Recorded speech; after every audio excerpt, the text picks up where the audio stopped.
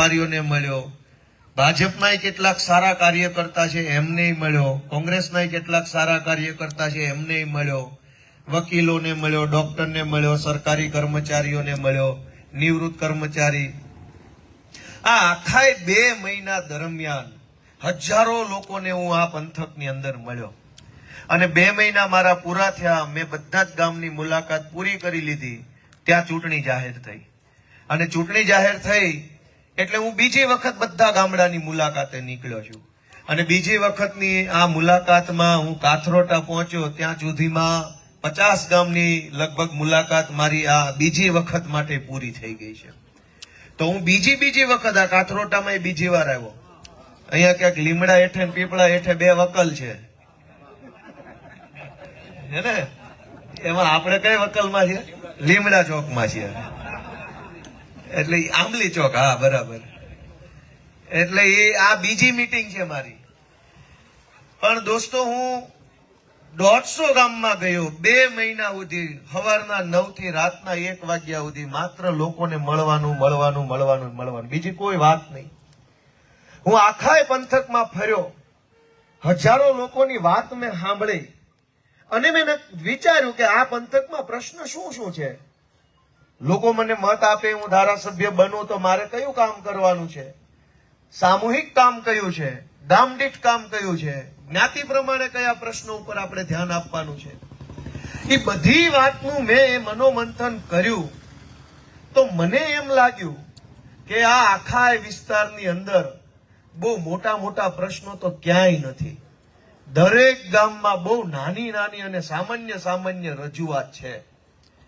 પણ મને એ દેખાણું કે સાવ નાની વાત હોય, સાવ સામાન્ય રજૂઆત હોય તોય 15 20 વર્ષથી કોઈ વાત સાંભળવા વાળું નથી.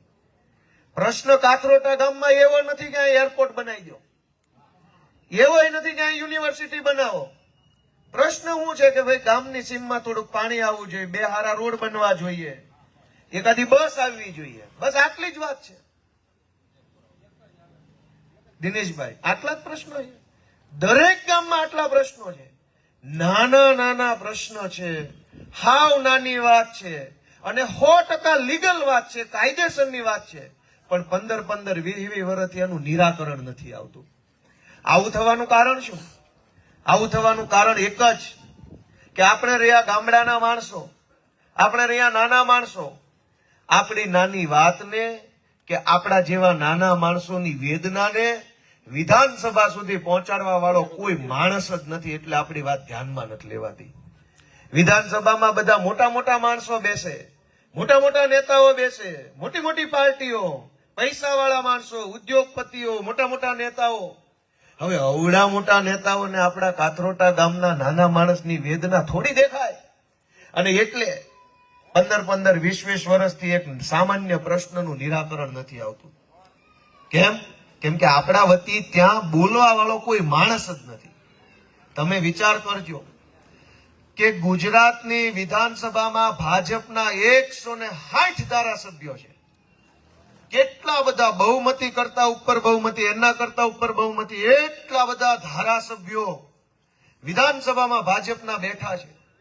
પણ જનતાનો પ્રશ્ન આવે તો એક પણ માણસ એક પણ શબ્દ બોલવા તૈયાર નથી. ગયા વર્ષે આ પંથકની અંદર દિવાળી ઉપર માવઠું આવ્યું, અતિવૃષ્ટિ થઈ, હજારો ખેડૂતોના પાછરા તણાઈ ગયા. મહેનત અને પરસેવો રેડીને જે માવજત કરીને મગફળીનો પાક વાવ્યો હતો એ પાકમાં નુકસાન ગયું. 160 ધારાસભ્ય વિધાનસભામાં પણ એકેય માણસ મોઢું ન ખોલ્યું, એકેય માણસ એક શબ્દ વિધાનસભામાં ન બોલ્યો કે આ ખેડૂતોને નુકસાન થયું છે, આને 2 પૈસાની સહાય કરવી જોઈએ. કોઈ ન બોલ્યું. ત્યારબાદ ગયા વર્ષે વિસાવદર અને ભેસાણ પંથકના અનેક ગામડાઓમાં ઇકોઝોનનો પ્રશ્ન ગુંજ્યો. હજારો ખેડૂતો રોડ ઉપર આવી ગયા, ટ્રેક્ટર રેલીઓ થઈ, આંદોલનો થયા. ખેડૂતોએ માંગણી કરી કે આ ઇકોઝોન હટાવો, અમારી જમીનો જંગલ ખાતાવાળા લઈ જશે, ભવિષ્યમાં અમને તકલીફ પડશે. આખું વર્ષ આંદોલન આલ્યું. વિસાવદર, ભેસાણ, તાલાળા, ગીરગઢડા, મેંદડા, માળિયા, આ અનેક પંથકના હજારો ખેડૂતોએ આંદોલન કર્યું. ભાજપ વાળા છે કોણ? તો ભલે મારી વાહે વાહે બે ભાજપ વાળાની ગાડી કાયમ આટા મારે અને નેજવા માંડીને જોવે. ભાઈ અમારે ક્યાં કાળા ધંધા કરવા છે વાહે પૂરો નહીં. આ 3-4 દિવસથી 1-2 સ્કોર્પિયો 1-2 કાળી ફોર્ચ્યુનરો કાયમ હું જે ગામમાં જાઉં ને આમથી આમ ઘુમરા મારે હરાયા ઢોરની જેમ. એટલે મેં પૂછ્યું ધીમે ધીમે એને આવું જ આવડે છે. હારા ધંધા ઝંડિયું મારી દેવામાં હોશિયાર ના દીકરા પણ બસ નહીં આવે ગામમાં. આપણને તો નવી નવી દેખાય એટલે ખબર પડી જાય કલાક પહેલા જ મારી લે. પણ એટલા બધા પાણીવાળા સબ ગામમાં બસો ચાલુ કરાવો જાવ તમારી સરકારને કઈ ઝંડિયું મારી નેતા બનવા નીકળ્યા છો. ગામની સુવિધા હોય તો એકેયથી કાંઈ થાય એમને નમાલા બની જાય છે બધા. હું તમને એમ કહેતો કે ગયા વર્ષે ઇકોઝોનનો પ્રશ્ન ગુંજ્યો. 10 તાલુકાના ખેડૂતો આંદોલન, ઉપવાસ, ધરણા, રેલી બધું કર્યું. પણ વિધાનસભાની અંદર 160 ભાજપના ધારાસભ્યો એક શબ્દ નો બોલ્યા કે આ સાચું છે કે ખોટું છે. ગયા વર્ષે ટેકાના ભાવના ખરીદી કેન્દ્રમાં ભાજપના માણસોએ દાંત વાળી દીધો. ખેડૂતો પાસેથી જે લૂંટ મચાવી ખાંડીએ 1000, 2000, 5000 ગોતળો ઠપકારવાના પૈસા લઈ લીધા. એટલી હદે લૂંટ મચાવી. પણ ગુજરાતની વિધાનસભામાં 160 ભાજપના ધારાસભ્યો છે એક શબ્દ નો બોલ્યા કે આ ખોટું છે કે સાચું છે. તમે મહેનત મજૂરી કરીને પકવેલી માંડવી હોય એક આરે બધાને મેસેજ આવે, આખા તાલુકાને એક આરે મેસેજ આવે કે આવી જાજો બધા. એને ખબર છે કે 2000 ખેડૂતો આવશે તો 2000 ખેડૂતોની માંડવી એક સાથે લઈ શકાશે નહીં. છતાંય 2000 ને એક આરે બોલાવે. ત્યાં ટ્રેક્ટરોમાં લાઈનમાં ઉભું રહેવું પડે. વેફરના પડીકા ખાઈને 5 દી કાઢો. પછી વારો આવે ત્યારે ઓલો ના પાડે કે માલ ખરાબ છે. શું કામ? માલ તો સારો હોય પણ દાનત ખરાબ હોય ને એટલે ના પાડે. અને તમે 5 દી વેફરના પડીકા ખાઈને બેઠા હો એટલે હવે પાછું લઈ જવું પોહાય નહીં. એટલે 5000 દેવા પડે ગુડો આને. અને એવી રીતે હજારો ખેડૂતોના ખિસ્સા ખંખેરી નાખ્યા. તો વિધાનસભામાં 160 ધારાસભ્ય બેઠા છે. એક શબ્દ કોઈ બોલ્યું નહીં કે આ ખોટું થઈ રહ્યું છે, આમ ન હોવું જોઈએ. આ પંથકની અંદર અનેક માથાભારે માણસો છે. સરકારી જમીન ખોતરીને ટ્રેક્ટરો ભરીને માટી કાઢીને વેચીને કરોડપતિ થઈ ગયા. તો મામલતદારે કે કલેક્ટરે કે ટીડીઓ એક પોલીસ વાળાએ કાંઈ ન બગાડી લીધું. વેવલાની જેમ આખું સરકારી તંત્ર માથાભારે માણસોની સામે જોઈ રહ્યું છે. પણ ખેડૂત, ગામનો ગરીબ માણસ, નાનો માણસ જો 2 તગારા ટાશ કાઢી તો સિંઘમની ગાડીઓ ગામમાં આવે ને પકડીને લઈ જાય, મેમા પાડી જઈને વહી જાય છે. કે તમારે ટાશ નહીં કાઢવાની. માથાભારે માણસ ભલે આખું સરકારી જમીન ખોતરીને વેચી દે, ભાજપ વાળા જ લાગે છે. બીજો આંટો માર્યો તો ગામના છે. ઠીક, મેં કીધું મારી વાહે એક ગાડી ફરે છે. એલા ભૈયા વાહે હેઠે બેસી જાવ ઘડી. હે સારું ભાઈ, ગાડી ઉપર ચડીને બેહો. તો દોસ્તો થેન્ક યુ. આ તમે સાંભળો મારી વાત. મારી વાહે 4-5 ગાડીઓ કિરીટે મૂકી છે. એટલે કારણ વગર નામ ઘુમરા મારે ને પબ્લિક ને બીવડાવ્યા કરે. એટલે પબ્લિક ને એમ લાગે કે આ પછી ભાજપના સ્ટીકરિયા બીકરિયા બધું મારીને ફરે છે. તો દોસ્તો કે ગરીબ માણસ ટાશ કાઢે, ટાશના 2 તગારા ભરે તો પોલીસ વાળા પકડી જાય, સરકારી માણસો આવે ને ગરીબ માણસને ખેડૂતોને હેરાન કરે. માથાભારે માણસો આખી સરકારી જમીન ખોદીને કરોડો ટન માટી વેચી દીધી તો કોઈ કહેવા વાળું નથી આ મલકમાં. અને છતાંય વિધાનસભામાં બેઠેલા 160 ભાજપના ધારાસભ્ય મૂંગા બેઠા છે. એક શબ્દ બોલવા તૈયાર નથી કે સાચું છે કે ખોટું છે. આ પંથકના અનેક ગામડાઓમાં નાના માણસને, ગરીબ માણસને, સમાજના છેવાડાના વર્ગના વ્યક્તિને પોતાનું ઘર બનાવવા માટે પ્લોટ નથી. જેમ તેમ કરીને તૂટેલા ફૂટેલા ઝૂંપડામાં રહેવું પડે છે. ગરીબ માણસની આશા છે કે સરકારી 100 વારીઓ પ્લોટ મળે તો પ્લોટ ઉપર હું મારું મકાન બનાવું, શાંતિથી રહું.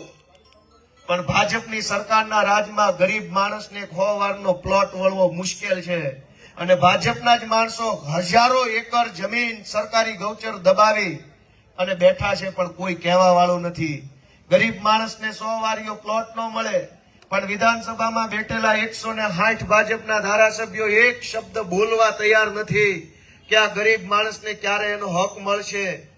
નાનો માણસ હોય, મજૂરી કરતો વ્યક્તિ હોય, એને સરકારી સસ્તા અનાજની દુકાનેથી 2 કિલો 5 કિલો ઘઉં ચોખા મળવા પાત્ર હોય. એ 2 કિલો 5 કિલો ઘઉં ચોખા લેવા માટે ધક્કા ખાવા પડે, અપમાનિત થવું પડે. દુકાનેથી કે મામલતદાર ઓફિસેથી આજ આવજો, કાલ આવજો, સોગંદનામું કરાવો, કેવાયસી કરાવો, ફોટો લગાડો, સિક્કો લગાડો, આમ કરાવો, તેમ કરાવો. 2 કિલો ઘઉં માટે થઈને તો દબડાવે આપણને.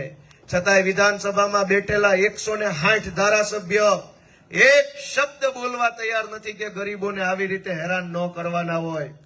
દોસ્તો, ગમે તેવી પરિસ્થિતિ થાય, ગમે તેટલા દુઃખ આવે લોકો ઉપર, સમાજના કોઈ પણ જ્ઞાતિના માણસને ગમે તેટલી તકલીફ થાય, પણ વિધાનસભાની અંદર બેઠેલા ભાજપના ધારાસભ્ય ક્યારેય પણ એક શબ્દ બોલવાના નથી.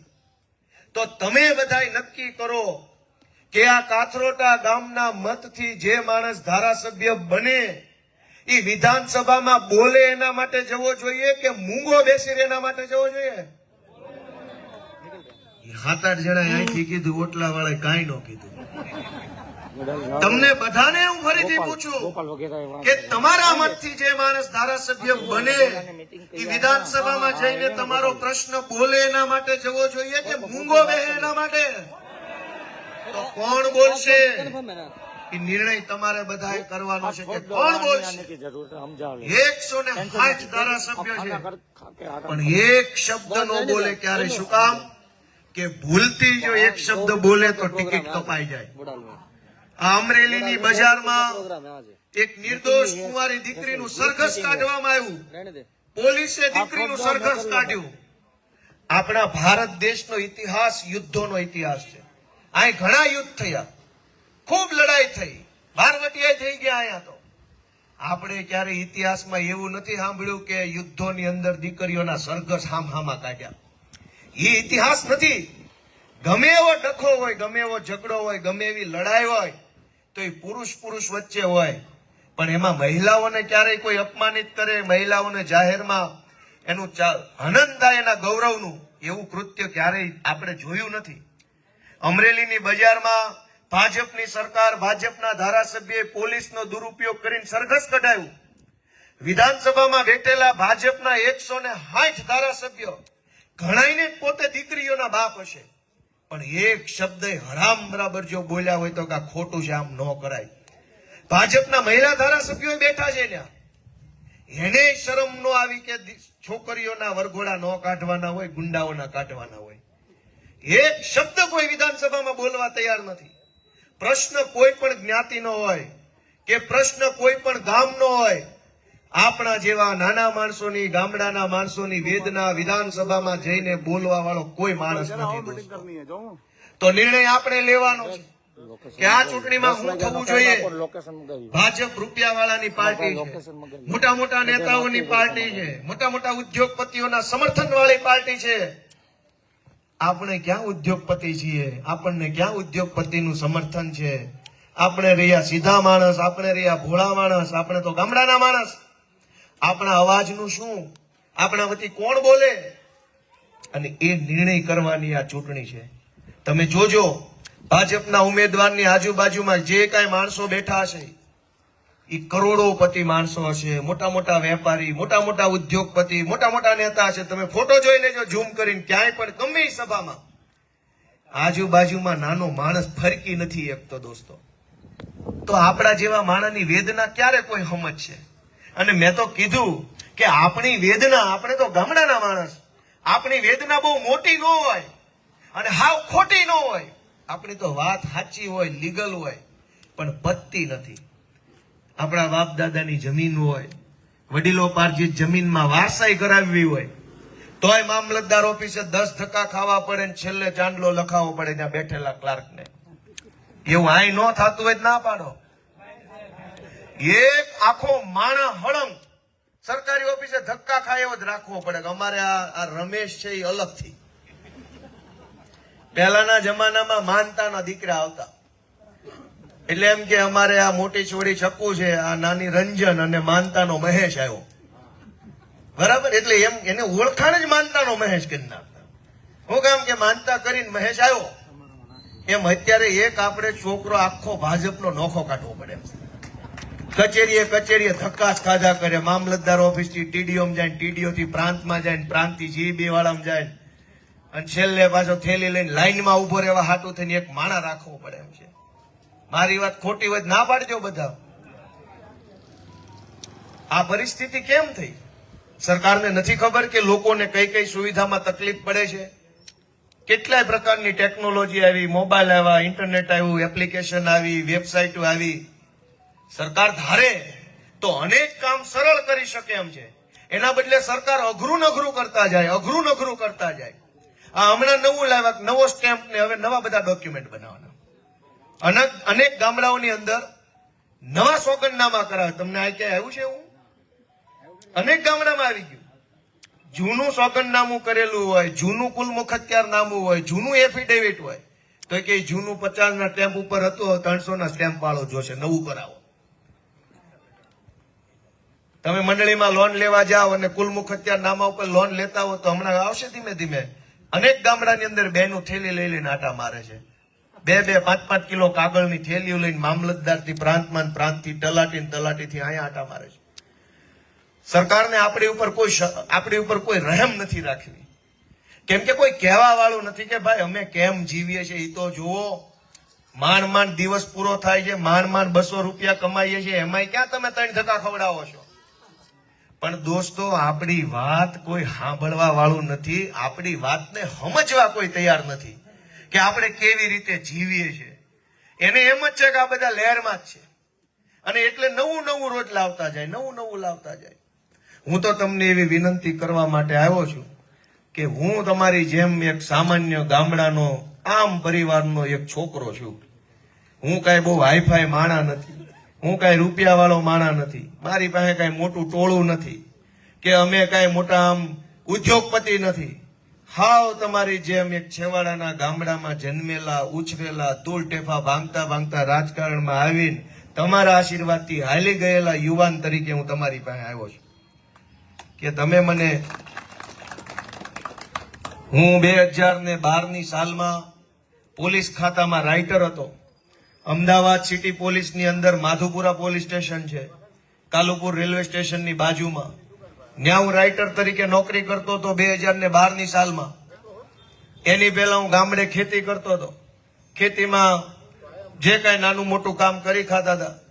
એમાં એવું લાગ્યું કે આ ખેતી કરશું તો ક્યાં સુધી ક્યાં પહોંચશું. તો વળી થોડીક પરીક્ષામાં ફોર્મ ભર્યું, પાસ થઈ ગયો, પોલીસ બની ગયો. આજથી 14 વર્ષ પહેલા હું પોલીસ ખાતામાં નોકરી કરતો હતો. તે દિવસે મેં હારો ખટકો રાખ્યો હોત ને મોટી ખપાળી મારી હોત તો ખિસ્સા ભરાઈ ગયા હોત. તો રાજકારણમાં આવવાની ક્યાં જરૂર છે? અને 2025 નો ઉમેદવાર હું છું. 2012માં તમને મને ક્યાં ખબર હતી હું થવાનું છે હું નથી થવાનું? પણ દોસ્તો, હું ગર્વ સાથે કહી શકું કે મેં પોલીસની નોકરી 4 વર્ષની અંદર રાજીનામું લખીને મૂકી દીધી કે મારે આ નોકરી નથી કરવી.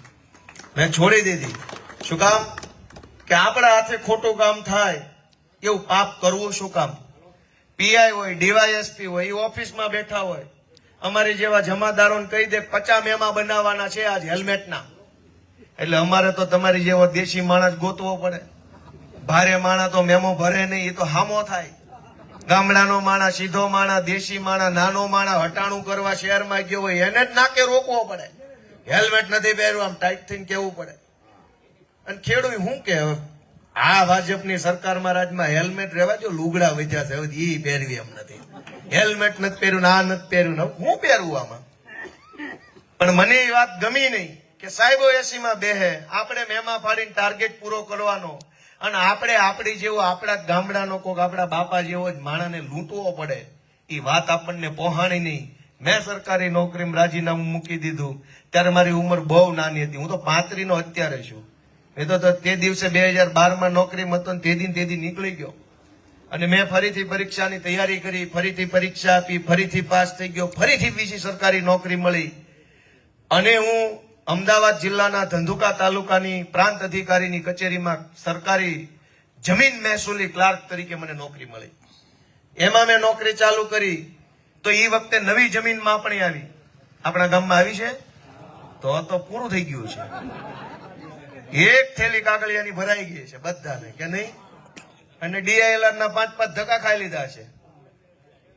હું જયારે જમીન મહેસૂલ વિભાગમાં ક્લાર્ક હતો ત્યારે આ નવી જમીન માપણી આવી. હજારો ગામડાની અંદર ભાજપના માણસોએ કટકી કરી અને જેમ ભાવે એમ બોલા એજન્સીના માણસો પાસે ફોટા પડાવી લીધા જમીનોના. અને આખા ગુજરાતના તમામ જેને જેને જમીનના માલિકો છે, તમામ જ્ઞાતિ, એ બધાની જમીનની હાથબારમાં લોચા થઈ ગયા. કોકની જમીન વધી ગઈ, કોકની જમીન ઘટી ગઈ, કોકની જમીનનો આકાર બદલાઈ ગયો, કોકનું ક્ષેત્રફળ નાનું મોટું થયું, કોકના શેઢા બદલાણા.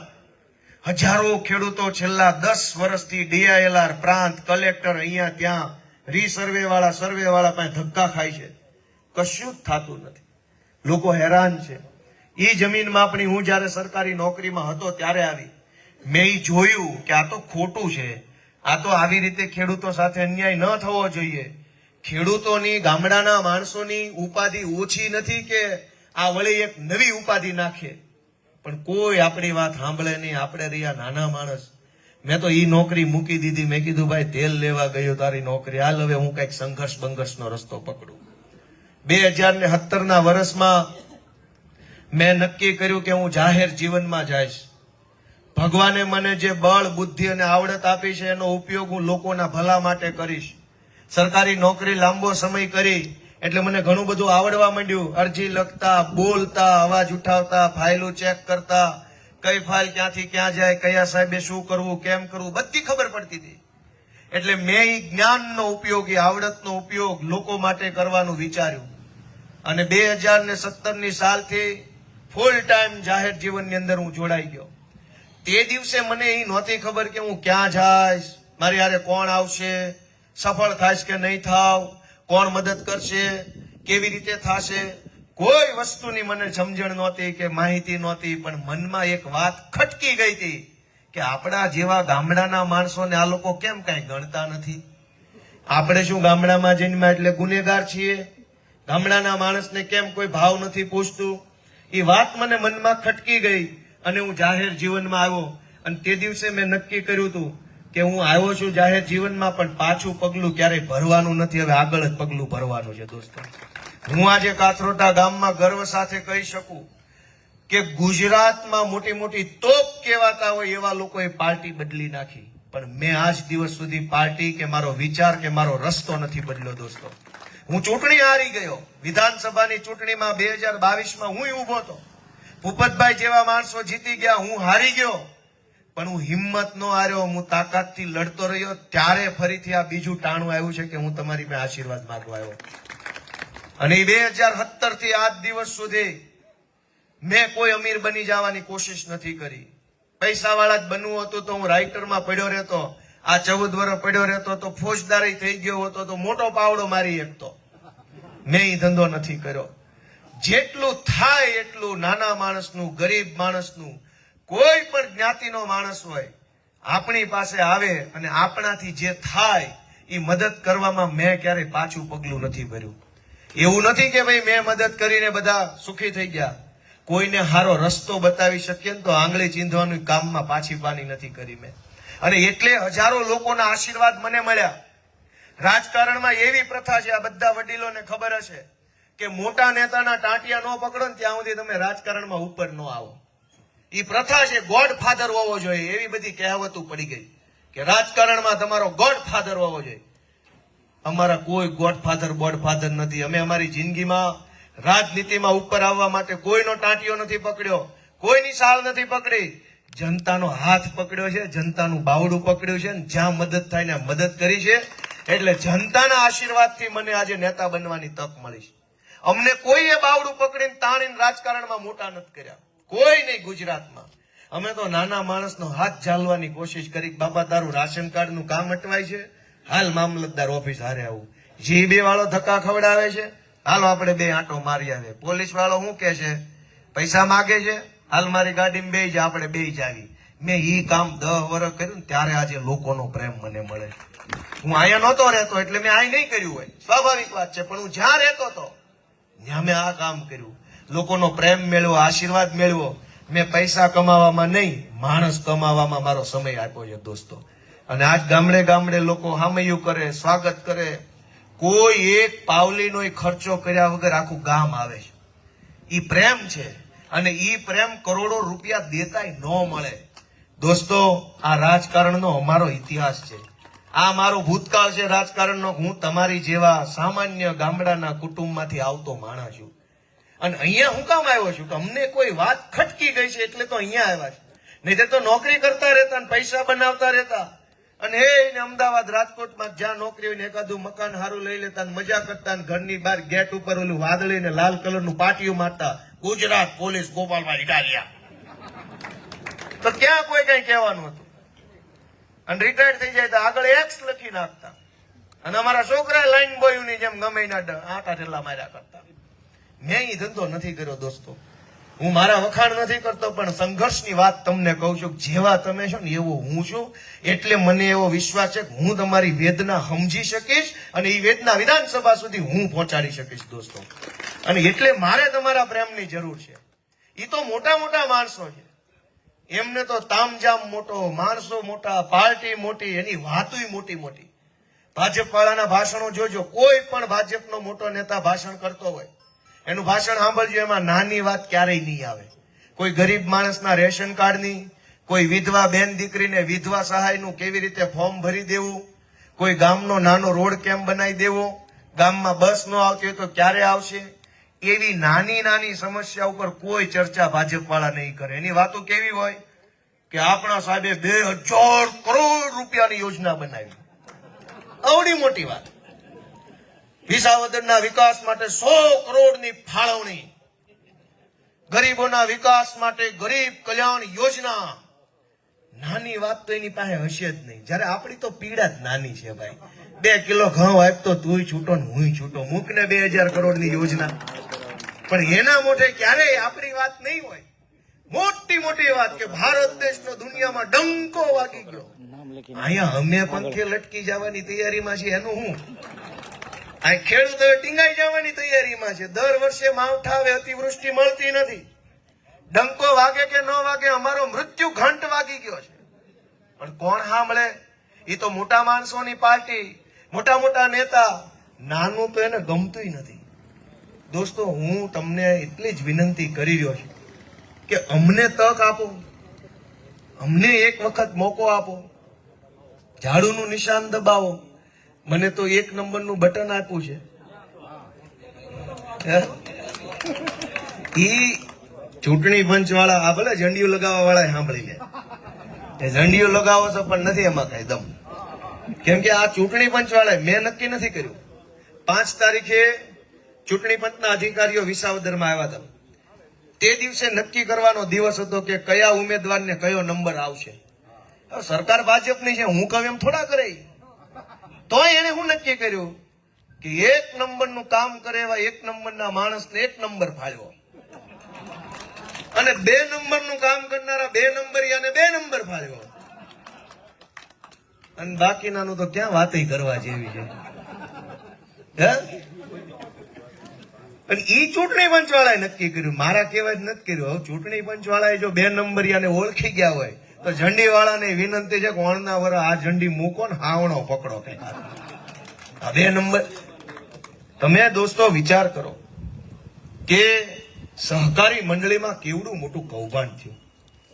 આજના છાપામાં આવ્યું છે, ખ્યાલ છે બધાને? વાંદરવડ ગામમાં હું ગઈકાલે ગયો હતો. જુનાગઢ જિલ્લા સહકારી બેંકના ચેરમેન કિરીટભાઈ પટેલ છે.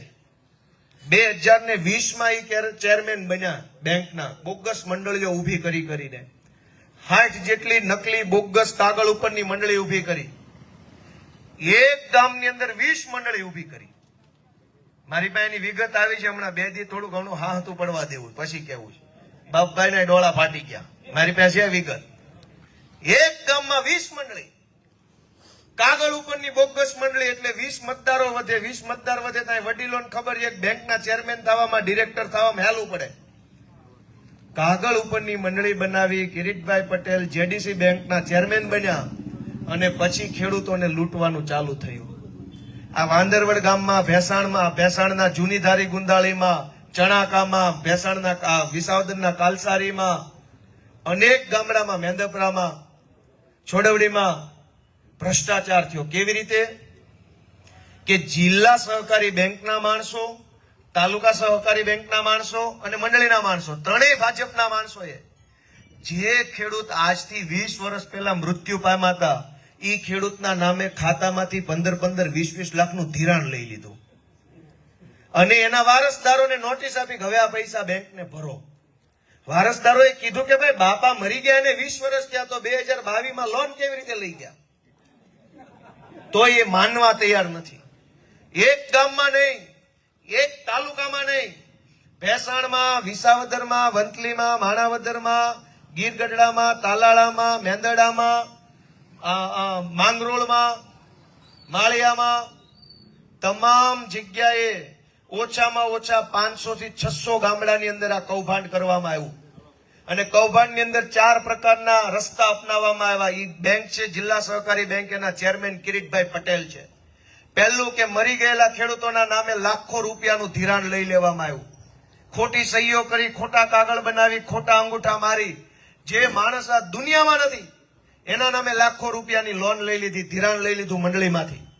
બીજું કાવતરું કે જે ખેડૂત મંડળીનો સભાસદ જ નથી, મંડળીમાં એનું ખાતું જ નથી, એવા ખેડૂતોના નામે પણ લાખો રૂપિયાની લોન, ધિરાણ મેળવી લીધું આ તમામ તાલુકાની અનેક સહકારી મંડળીઓની અંદર. ત્રીજું ષડયંત્ર કે જે ખેડૂતોએ ધિરાણ પાછું આપ્યું, મંડળીમાં જમા કરાવ્યા પૈસા, 2 લાખ, 5 લાખ, 3 લાખ જે ધિરાણ લીધું હોય એ બધું ધિરાણ હાથ વગું કરીને કેશ રૂપિયા બેંકમાં જમા ન પાડ્યા અને કરોડો રૂપિયા લઈને બધાય ભાગ બટાઈ કરી લીધી અને ખેડૂતોના ખાતામાં આજે બાકી બોલે છે. ચોથી વાત કે જે ખેડૂતોએ પૈસા જમા કરાવ્યા એને કેટલાકને નકલી નો ડ્યુના દાખલા આપી દીધા. 5 લાખ જમા કરાવે, નકલી દાખલો આપી દીધો. અને આજે જુનાગઢ જિલ્લા સહકારી બેંક આ તમામ તાલુકાના 500 કરતા પણ વધારે ગામડાના ખેડૂતોને નોટિસ આપીને પૈસાની ઉઘરાણી કરે છે. પોલીસ મોકલે છે કે તમે પૈસા ભરો. જેનું ખાતું નથી એના ખાતામાં 18 લાખનું ધિરાણ બતાવી અને હવે નોટિસ મોકલે છે પૈસા ભરો. તો તપાસ એ વાતની થતી જ નથી કે ખાતું નહોતું તો પૈસા ક્યાં ગયા? મરી ગયેલા માણસના નામે પૈસા ઉપાડી લીધા, એ પૈસા ક્યાં ગયા? ખેડૂતોએ પૈસા જમા કરાવ્યા, એને ખોટા નો ડ્યુના દાખલા આપ્યા, તો એ પૈસા ક્યાં ગયા? દોસ્તો, દુઃખ સાથે કહેવું પડે છે કે વાંદરવડ ગામમાં એક ખેડૂતને 5 લાખની નોટિસ આપવામાં આવી જુનાગઢ જિલ્લા સહકારી બેંક દ્વારા. એ ખેડૂતોએ એક પાવલીનું ધિરાણ નહોતું લીધું, છતાંય તે કૌભાંડ થયું એના નામે. 5 લાખ રૂપિયાનું ધિરાણ ભાજપના માણસોએ લઈ લીધું. નોટિસ ખેડૂતને આવી, નાના પરિવારના ખેડૂત હતા, એને આઘાત લાગ્યો કે આ 5 લાખ હું ક્યાંથી લાવીશ, મેં તો લીધા નથી, સમાજમાં કોકને ખબર પડશે તો મારે આબરૂ, મારે જમીન વેચવી પડશે, મકાન વેચવું પડશે. આઘાતમાં ઈ માણસે આત્મહત્યા કરી લીધી. વાંદરવડ ગામમાં કૌભાંડ કરી ગયા ભાજપના માણસો, આત્મહત્યા કરી લીધી ખેડૂતે.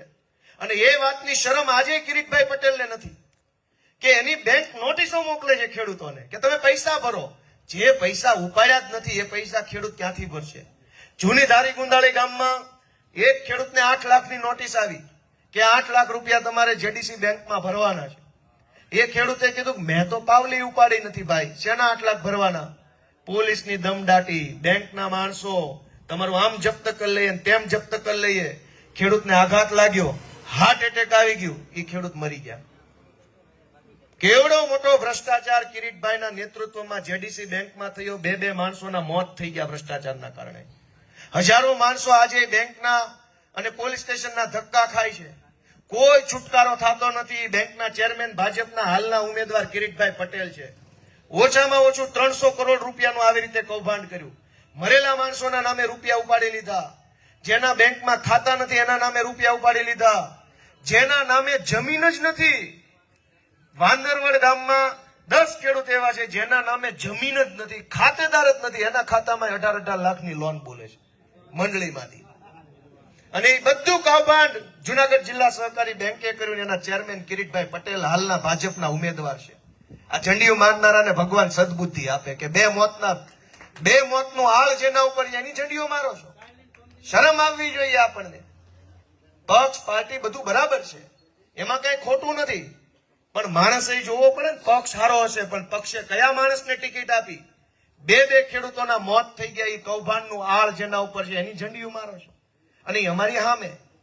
અમે તો ખોટું કામ નથી કર્યું. અમે તો રજૂઆત લઈને ગયા બેંક પાસે કે ખેડૂતોને પૈસા મફત નથી આવતા, ઝાડવે નથી ઉગતા, આ પૈસા આવી રીતે ખોટું ન કરવું જોઈએ. અને એક ગામમાં ખોટું થાય તો એમ લાગે કે બે જણાની મનમાં ચોર હશે. 5 ગામમાં ખોટું થાય તો એમ લાગે કે બેઈમાન માણસો છે.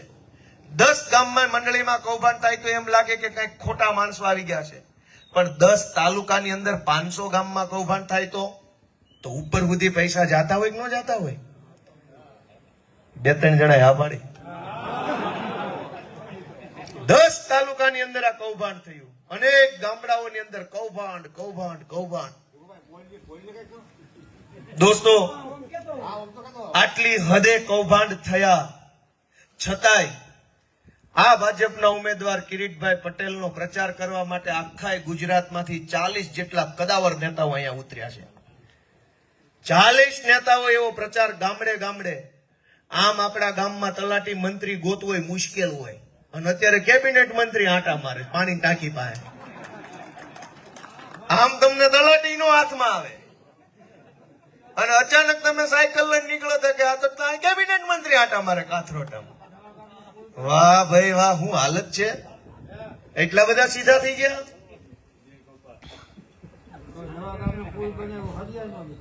ના, એ તો હું ગયો હતો ને હમણાં, હરિયત નો નીકળ્યા.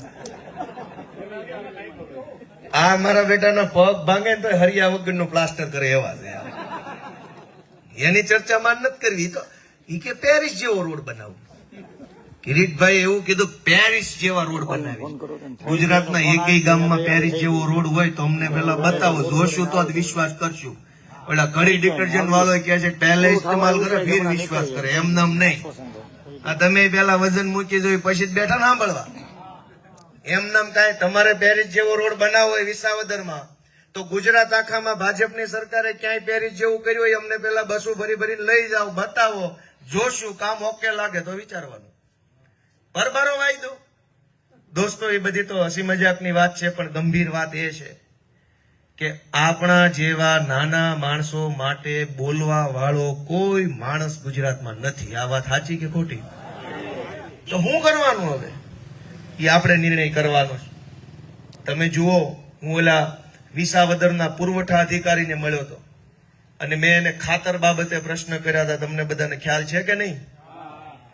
ગુજરાત આખામાં દારૂ ઉપર પ્રતિબંધ છે, પણ દારૂ જોઈએ એટલો મળે, જ્યાં જોઈએ ત્યાં મળે. ઘરે આવીને આપી જાય, હોમ ડિલિવરી સિસ્ટમ.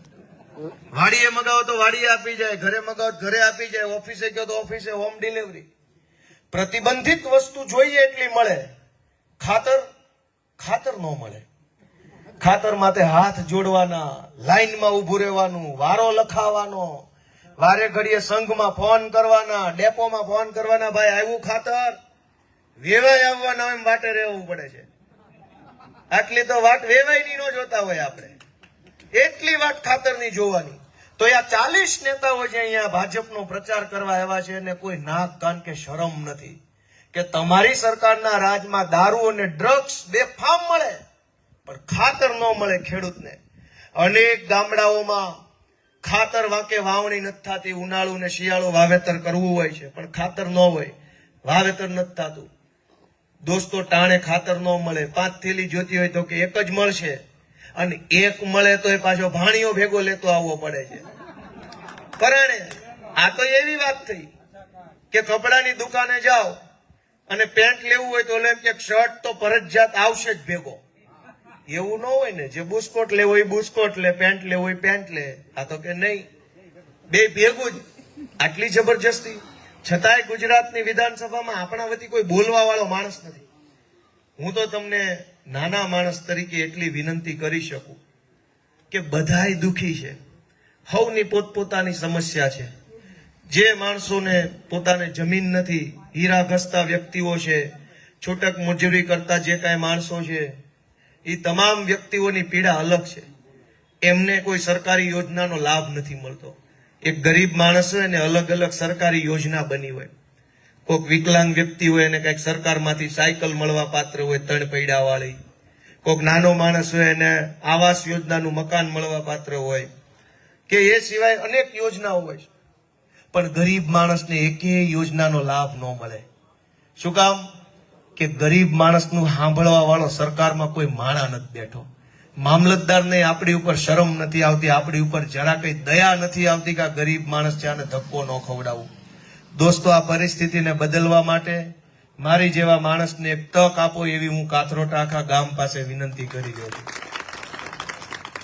ભાજપ વાળા પાસે તો બહુ મોટા મોટા નેતા છે, એ આવશે, હજુ હું વહી જઈશ પછી ઘરે ઘરે બેહવા આવશે.